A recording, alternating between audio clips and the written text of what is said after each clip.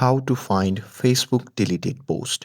Hey everyone, welcome back to the channel. In today's video, I'll show you how to find deleted post on Facebook. So now without further ado, let's get started. So first thing first, open the Facebook app on your phone and make sure that you're logged in to your account. And now here, once you're inside the app, just tap on the profile icon which can be seen in the top left side of the screen.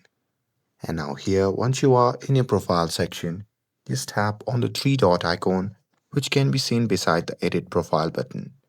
And now from here, you simply have to scroll down and tap on activity log. And here, once you are inside the activity log, just tap on your Facebook activity and simply scroll down and tap on manage post. And now here, once you are in this section, then you just have to tap on the recycle bin option, which can be seen at the top. And now here, you'll see all the posts that you have deleted from your account along with the date they were removed. But note that if you permanently deleted a post, then you can't recover it if it's beyond the recovery period because it may no longer be available. And that's it. Now you know how to find deleted post on Facebook.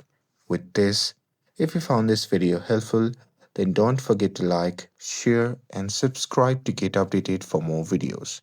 Thanks for watching, and I'll see you in the next video.